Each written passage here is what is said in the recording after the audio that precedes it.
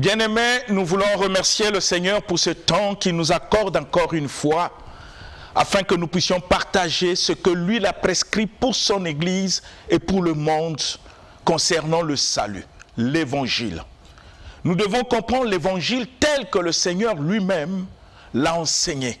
Aujourd'hui, nous avons une confusion. Les gens confondent l'Évangile avec le bien-être dans le monde. Nous ne cherchons plus Dieu, mais nous cherchons le matériel. Au nom de Dieu, nous profitons de Dieu pour satisfaire nos besoins, pour satisfaire et assouvir nos désirs. Et aujourd'hui, nous constatons que nous sommes en train de dévier, de devenir même des sectes. Parce que nous sortons de la vérité de l'Évangile pour prêcher autre chose, les philosophies, parce que nous voulons nous comparer au monde. Oui, bien-aimés, vous savez que le monde, c'est le Seigneur qui l'a créé. Dieu qui est amour, son amour se manifeste sur l'ensemble de ses créatures. La parole dit, le Seigneur fait lever son soleil sur les bons et les méchants. Dieu n'a jamais pensé la mort du méchant, mais il veut que chaque fois que le méchant prend conscience de son comportement, qu'il puisse se repentir pour servir le Seigneur tel que Dieu le veut. Parce que sur la terre, ce n'est pas le fruit d'un hasard. C'est lui qui a voulu que nous puissions naître. C'est lui qui a voulu que nous puissions exister. Et lui-même, il a dit dans sa parole, les projets qu'il a pour nous sont des projets de bonheur et non de malheur. Mais malheureusement, le péché est rentré dans le monde. Le péché nous a déformés, nous a menés dans des voies qui ne glorifient pas le Seigneur. Et nous subissons dans notre vie les conséquences de notre comportement qui est conforme au péché qui habite en nous. C'est ainsi que le Seigneur, par son amour, il a envoyé son Fils unique, notre Seigneur Jésus-Christ, tel que la Bible nous dit, Dieu a tant aimé le monde, il a envoyé son Fils afin que quiconque croit ne périsse point, qu'il ait la vie éternelle. Quand on parle de la mort ici, nous ne parlons pas seulement de la mort physique, qui est la cessation de la vie terrestre, mais nous parlons aussi de la mort spirituelle, qui est la séparation de l'homme avec Dieu, du créature avec son créateur. Nous sommes en train de parler d'un sujet très important, la repentance.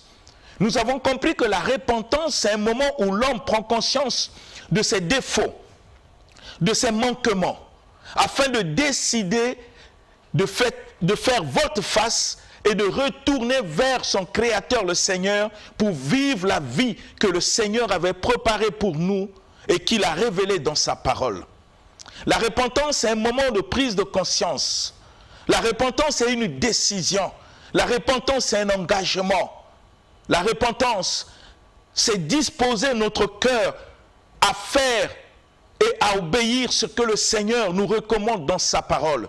La repentance, c'est prendre une décision de vivre notre vie selon la volonté du Seigneur.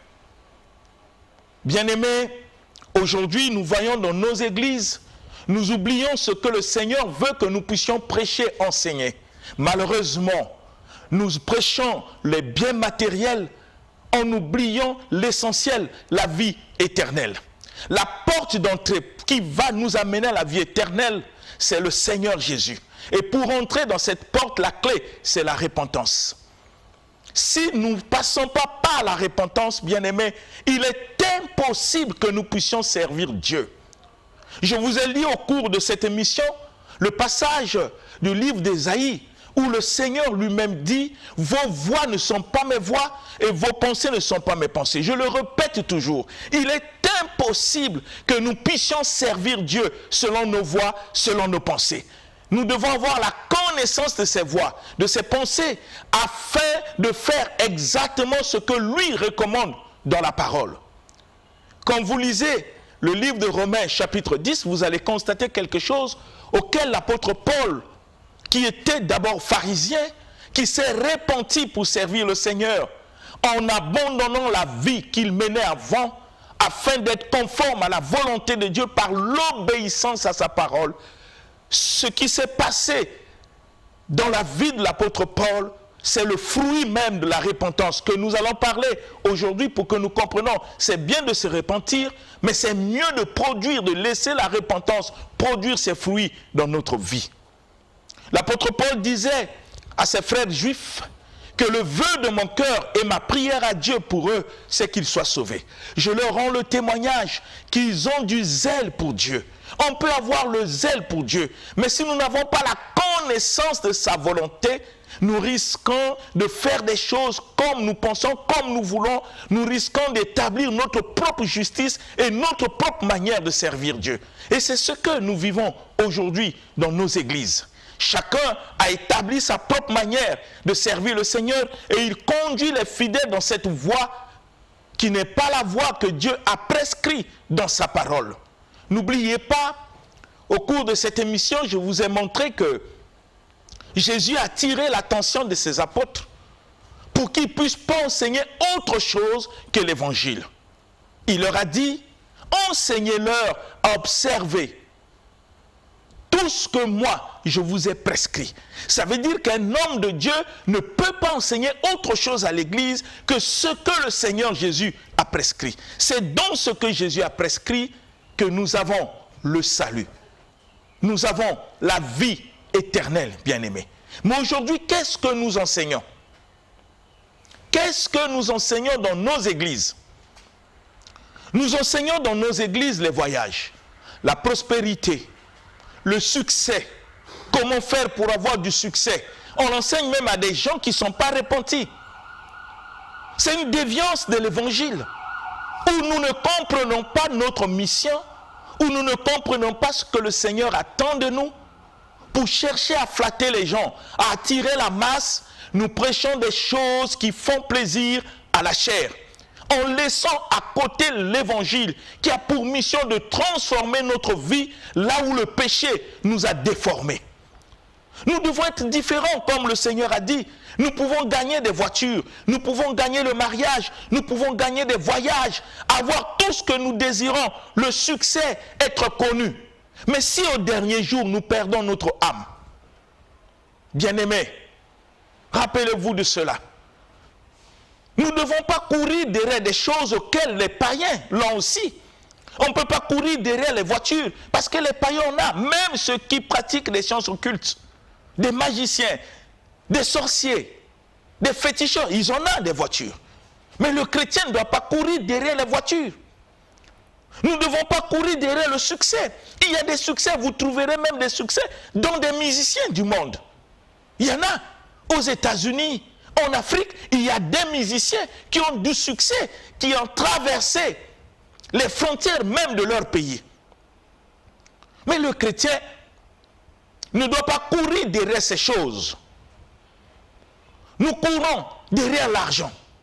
Mais vous avez dans le monde des gens qui ne prient pas, mais qui sont des milliardaires. Nous ne venons pas à Dieu, bien-aimés, pour chercher l'argent, pour chercher le succès, pour chercher les voitures, pour chercher d'être connus. Si on veut ces choses, on peut rester dans le monde et l'avoir, parce que dans le monde, il y a des gens qui possèdent toutes ces choses. Mais nous venons au Seigneur pour avoir ce que le monde ne peut pas nous donner. Ce que le monde ne peut pas nous donner, la vie éternelle, le salut de notre âme, le monde ne peut pas nous donner.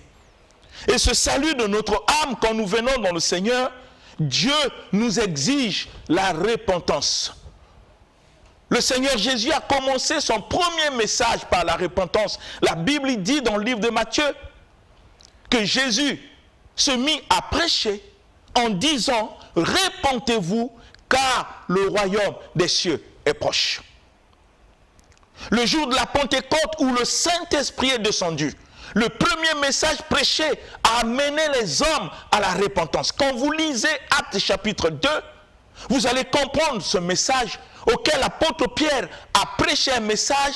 La Bible dit que les gens ont eu le cœur vivement touché. Ils ont demandé à l'apôtre, que ferons-nous? Bien-aimés, l'apôtre n'a pas proposé aux gens des voyages, du succès.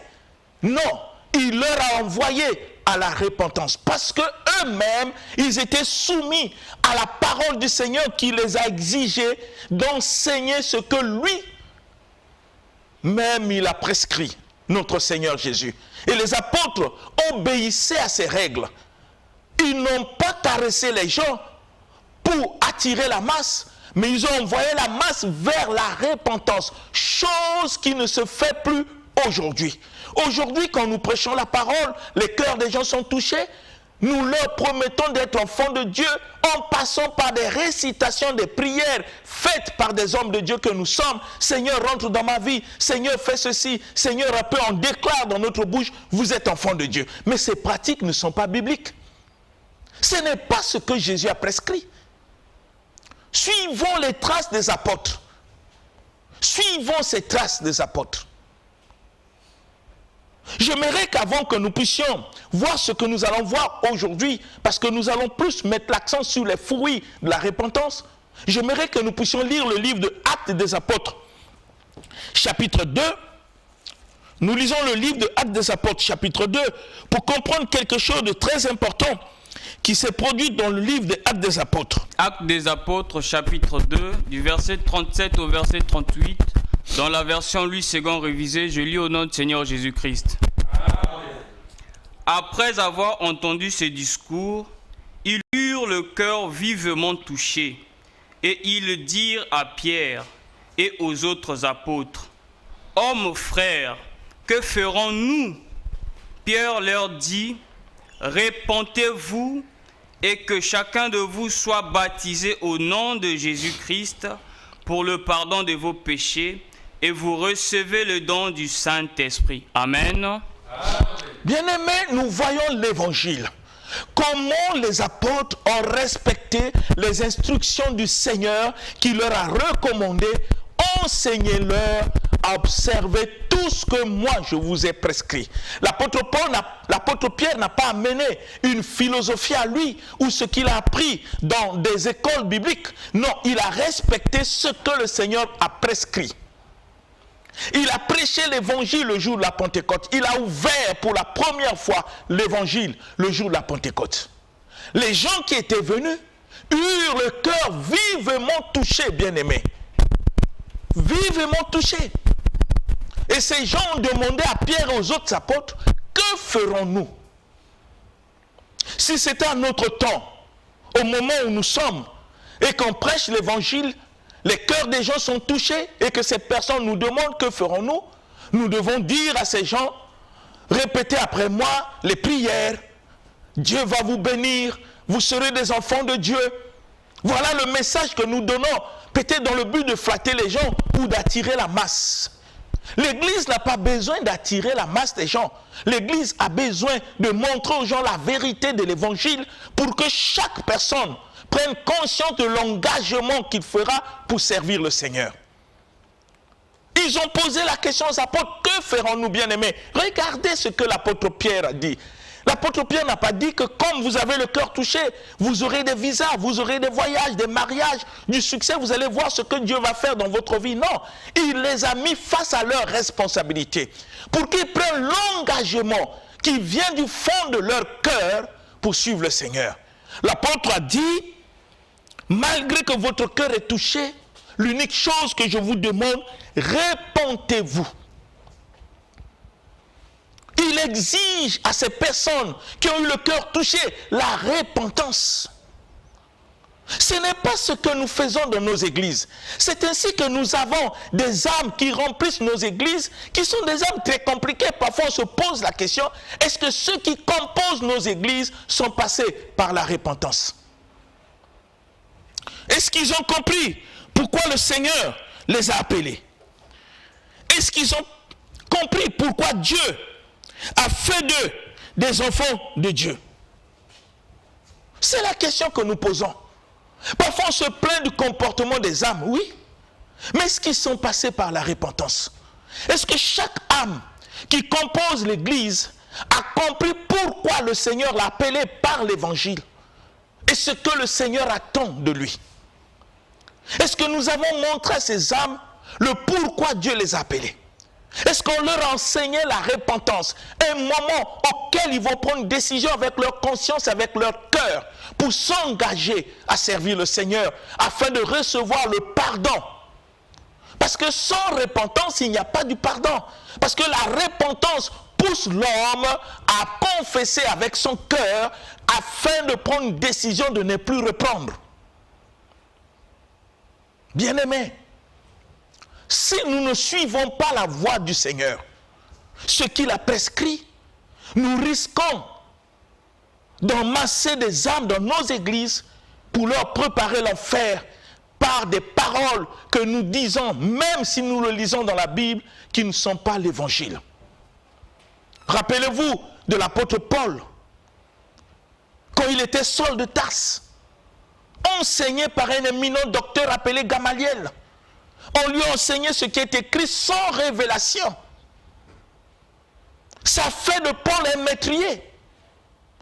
Mais quand le Seigneur Jésus est apparu dans sa vie, il s'est repenti pour accepter l'évangile. Et dans cet évangile, nous allons voir, quand nous allons parler des fruits, comment Paul a manifesté les fruits de la repentance dans sa vie. Nous avons négligé le message important.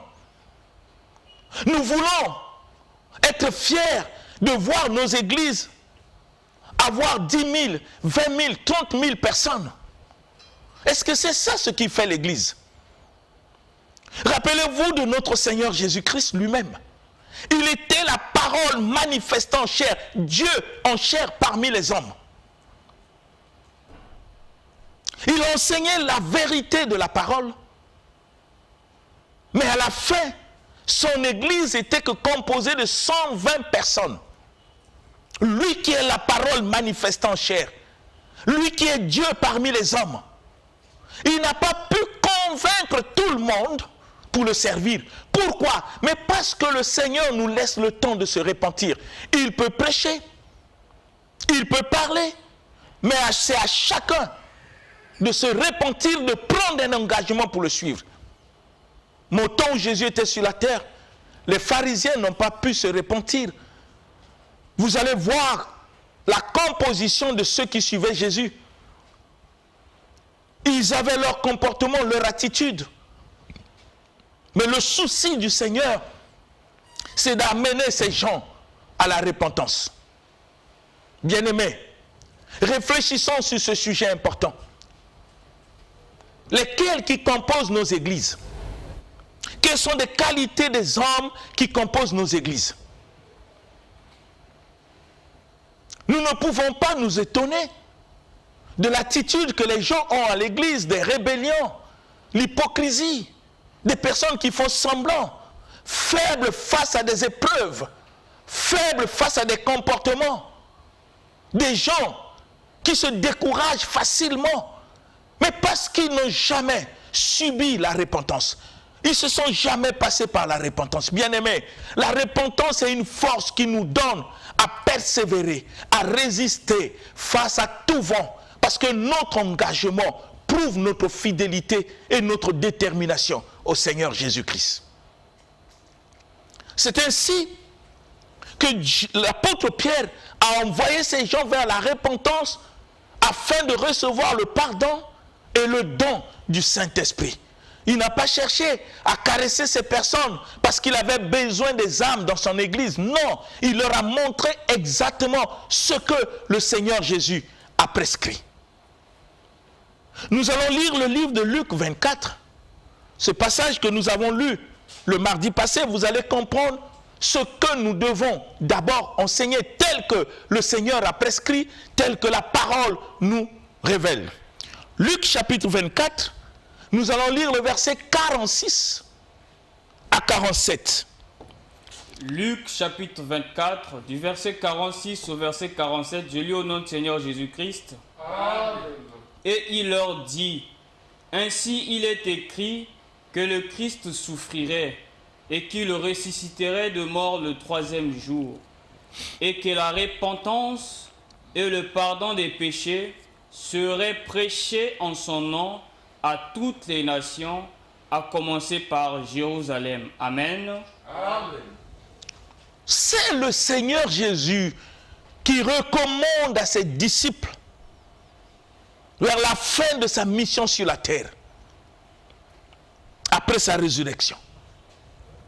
Il est en train de recommander à ses disciples bien-aimés le message clé de l'évangile. Il leur rappelle tout ce que les Écritures ont révélé sur sa personne. Qu'est-ce que Jésus nous dit?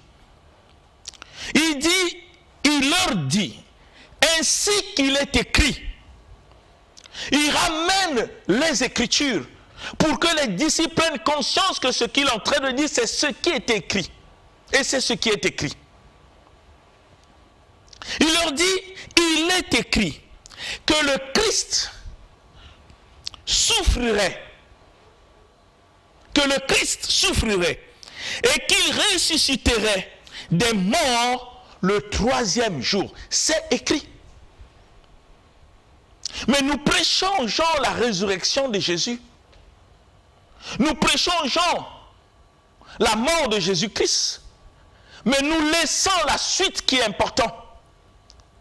Parce que quand le Seigneur parle, il montre ce qui doit être prêché. Par rapport à ses souffrances, par rapport à sa mort et à sa résurrection. Qu'est-ce qui doit être prêché pour présenter ces trois choses au monde? Les souffrances, sa naissance, ses souffrances, sa mort et sa résurrection. Et Jésus rappelle cela, comme je vous ai dit, il est écrit que le Christ. Pourquoi ces trois choses? Pourquoi la naissance? Pourquoi les souffrances? Pourquoi la mort? Pourquoi la résurrection? Il y a une raison. Il y a une raison. Parce qu'il y a un message caché dans ces choses que l'humanité doit écouter. Il dit, de ces trois choses, il envoie ses disciples à prêcher. Qu'est-ce que les disciples devaient prêcher? Il dit, ces trois choses sont arrivées afin que la repentance et le pardon des péchés soient prêchés au nom de Jésus-Christ à toutes les nations, en commençant par Jérusalem.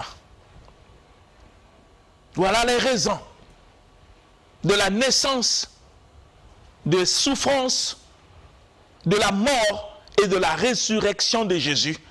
Ces choses sont accomplies afin que la repentance soit prêchée à toutes les nations, en commençant par Jérusalem. Et c'est ce que les apôtres ont fait. Les apôtres n'ont pas prêché autre chose.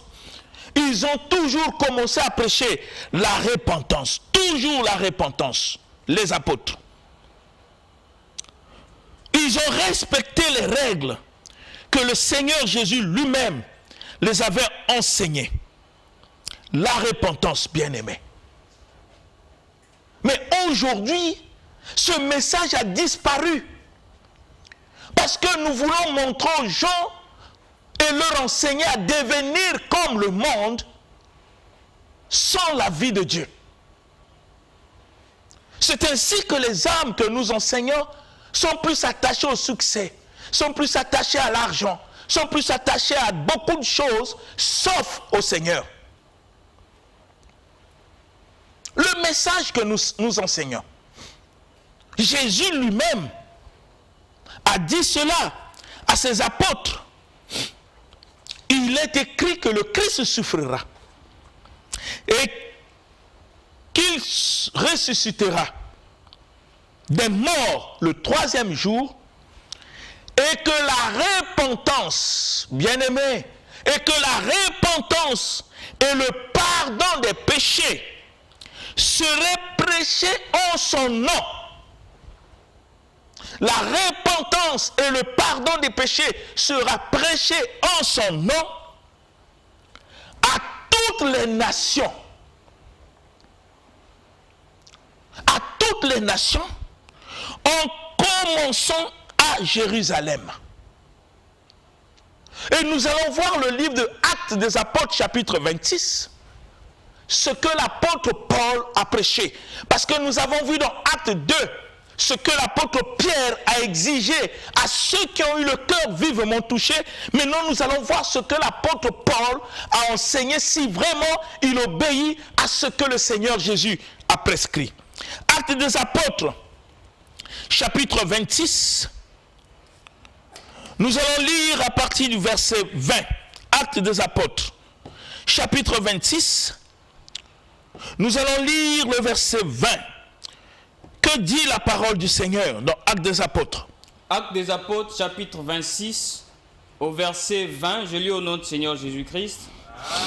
À ceux de Damas d'abord, puis à Jérusalem, dans toute la Judée, et chez les païens, j'ai prêché la repentance et la conversion à Dieu, avec la pratique d'œuvres dignes de la repentance. Amen. Amen. L'apôtre Paul, qui est rentré dans le ministère après les apôtres Pierre, a compris que le message de l'évangile, la clé, c'est la repentance. Nous avons vu, bien-aimés, le jour de la Pentecôte, comment l'apôtre Pierre a demandé à ceux qui avaient le cœur vivement touché de se repentir pour recevoir le pardon du péché. Mais nous constatons que l'apôtre Paul est venu puisqu'il avait reçu le message par le Seigneur Jésus, ce qu'il devait prêcher. Il était face au roi Agrippa. Je vais commencer par le verset 19 que vous allez voir. En conséquent, roi Agrippa, je n'ai point résisté à la vision céleste. Il n'a pas résisté à l'appel. Il n'a pas résisté à ce que le Seigneur Jésus lui avait recommandé de faire. Il n'a pas résisté. Il explique devant le roi Agrippa l'évangile que le Seigneur Jésus lui a confié et ce qu'il devait prêcher premièrement. Ce que le Seigneur a prescrit. Mais qu'est-ce qu'il dit au roi Agrippa? Il dit, je n'ai pas résisté à la vision céleste. Et quel est le contenu de cette vision? Il dit, à ceux de Damas d'abord, puis à Jérusalem, dans toute la Judée, écoutez bien, et chez les païens, c'est-à-dire chez les nations, j'ai prêché la repentance. L'apôtre Paul nous confirme que ce qu'il a prêché à Damas, à Jérusalem, dans toute la Judée, et chez les nations, c'est-à-dire chez les païens, il a prêché la repentance et la conversion à Dieu avec la pratique des œuvres dignes de la repentance. Voilà ce que Paul a prêché. Et on se pose la question, qu'est-ce que nous prêchons aujourd'hui? Qu'est-ce que nous enseignons aujourd'hui? Bien-aimés, on veut même se comparer avec les gens du monde. On veut même se comparer avec les ministres du monde. On veut être comme les gens du monde. Et parfois on enseigne aux gens, si les gens du monde ont des voitures, c'est pour les chrétiens. Qui vous a dit ça? C'est écrit dans quel passage? Bien-aimés, nous devons comprendre ce que le Seigneur Jésus-Christ a prescrit pour être dans sa volonté. Nous n'avons pas fabriqué les messages ou enseigné des philosophies pour plaire aux gens. Jésus n'a jamais dit que les voitures c'est pour les chrétiens. Jésus n'a jamais dit que le succès c'est pour les chrétiens. Non, bien-aimés, au contraire, l'évangile nous enseigne que nous sommes sur la terre les pèlerins. Nous sommes dans le monde, mais nous ne sommes pas du monde. Comment nous pouvons prendre l'exemple, les choses du monde, au lieu de prendre l'exemple, les choses du Seigneur? C'est quel évangile nous prêchons? Bien-aimés, le souci du Seigneur, c'est que tous les hommes puissent parvenir à la repentance. C'est le souci du Seigneur. L'apôtre Pierre a prêché sur la repentance. Paul est venu, il a prêché sur le même message. Parce qu'ils savent que la repentance, c'est un sujet important qui tient le cœur du Seigneur. Mais ce n'est pas ce que nous enseignons. Comment, si nous n'enseignons pas la repentance, comment les âmes qui viennent dans nos églises peuvent changer de vie? Comment ils peuvent se transformer? Comment ils peuvent prendre un engagement sérieux pour suivre le Seigneur si nous ne leur présentons pas l'évangile tel que le Seigneur veut que nous puissions l'enseigner, la repentance? Dans l'évangile, il y a beaucoup de choses à enseigner. Mais la première chose que nous devons montrer de l'évangile, qui est la clé, la porte d'entrée pour servir le Seigneur, c'est la repentance. Rappelez-vous de Jean le Baptiste, quand il est venu sur la terre pour accomplir la mission que Dieu lui a signée. Qu'est-ce qu'il enseignait? La repentance. Il disait aux gens, repentez-vous. Réfléchissons à ce que nous enseignons. Qu'est-ce que nous donnons à ceux qui viennent à l'église? Nous voulons les garder à être des mondains ou nous voulons qu'ils se transforment pour devenir des citoyens du royaume de Dieu? La Bible nous montre l'évidence de ceux qui nous ont précédés dans la foi et ce qu'ils ont enseigné. La repentance. Parce qu'ils savent que c'est le souci du cœur du Seigneur. Regardez le livre de 2 Pierre pour que vous réalisez que la repentance est le souci même qui est au fond du cœur du Seigneur. 2 Pierre chapitre 3 verset 9. Qu'est-ce qui est écrit? 2 Pierre chapitre 3. 2 Pierre chapitre 3 au verset 9, je lis au nom du Seigneur. Amen. Le Seigneur ne tarde pas dans l'accomplissement de la promesse, comme quelques-uns le croient. Mais il use de patience envers vous, ne voulant pas qu'aucun périsse, mais voulant que tous arrivent à la repentance. Amen. Amen. C'est le souci du cœur du Seigneur, bien-aimés. C'est le souci du cœur du Seigneur. Et les apôtres ont compris. Ils n'ont pas amené des philosophies, des choses qu'ils voient dans le monde. Non. Ils ont enseigné ce que le Seigneur Jésus a prescrit pour le salut de ceux qui écoutent, pour la transformation des vies, afin de ramener ces âmes à la repentance. Parce que dans le livre de Pierre, la parole nous enseigne ceci, que le Seigneur Jésus ne tarde pas dans l'accomplissement de la promesse, comme quelques-uns le croient. Il y a une promesse du retour du Seigneur Jésus. Il viendra chercher l'église. Mais les gens disent, mais ça a mis du temps. Dieu dit, il ne retarde pas. Il y a un souci qui est dans le cœur du Seigneur. La Bible dit, dans ce souci, que le Seigneur use de patience envers vous. Ne voulons pas qu'aucun périsse. Il ne veut même pas, même le méchant ne doit pas périr. Parce que le souci du Seigneur, c'est que le méchant prenne conscience de ses défauts, de ses péchés, qu'il se repente, qu'il vienne au Seigneur, et le Seigneur oubliera tout le mal qu'il a fait. Le souci du Seigneur envers nous, ne voulons pas qu'aucun périsse, mais voulons que tous parviennent, arrivent à la repentance.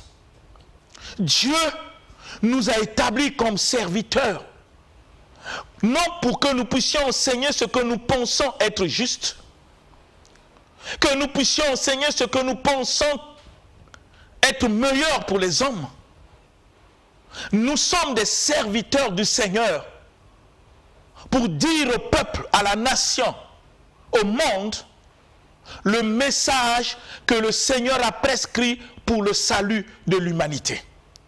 Et parmi ce message, il y a la repentance. Parce que c'est le souci qui est dans le cœur de Dieu.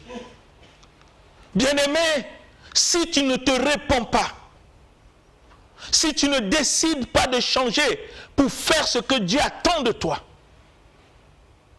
tout ce que tu fais pour le Seigneur, sans passer par la repentance, n'est que vanité des vanités. C'est inutile. Comment je peux servir Dieu sans passer par la repentance? Comment? Par quelle magie? Si Pierre a enseigné à ceux qui avaient le cœur touché la repentance, si l'apôtre Paul, que Dieu a appelé, nous savons dans quelles circonstances, a compris que nous devons présenter aux gens la repentance et la conversion à Dieu. Il a enseigné, et il le témoigne à Damas, dans toute la Judée, à Jérusalem, au milieu des païens, c'est-à-dire au milieu des nations. Il a enseigné la repentance et la conversion à Dieu. Mais aujourd'hui, qu'est-ce que nous présentons aux gens? Nous présentons aux gens des choses que les mondains sont passés par la repentance. Et nous pensons que c'est ça l'évangile. Avoir des voitures, construire des maisons, nous pensons que c'est ça l'évangile. Bien-aimé, l'évangile concerne le salut. Toi qui m'écoutes, tu dois comprendre que servir Dieu dans sa volonté, c'est passer par la repentance. Prendre une décision de ne plus vivre comme tu vis, mais de décider à vivre comme Dieu le recommande dans sa parole. Prendre un engagement sincère pour ne pas faire l'hypocrisie en servant le Seigneur. Parce que Dieu sonde les cœurs. Et vous savez que notre programme de l'émission, c'est le cœur de l'homme. Dieu ne voit pas l'apparence des hommes. Tu peux avoir ton succès. Tu peux avoir ton argent. Tu peux construire des maisons, avoir des voitures, être fier. Ça ne convainc pas Dieu. Ce qui convainc Dieu, c'est la décision que tu dois prendre dans ton cœur pour abandonner la vie du péché. Pour ne plus te laisser conduire par le mal, par le péché. Pour vivre que la vie que Dieu communique dans sa parole. Je veux que tu puisses réfléchir pour voir comment tu sers Dieu, comment tu es arrivé à servir le Seigneur. Es-tu passé par la repentance telle que la parole le recommande, telle que l'évangile nous enseigne? Je veux que tu puisses réfléchir, que le Saint-Esprit continue à parler au fond de ton cœur. C'est au nom du Seigneur Jésus-Christ que je le demande. Amen. Amen. L'émission Parole de vie avec le pasteur Lévi Nikwe, chaque mardi à partir de 17h10 sur DRTV International.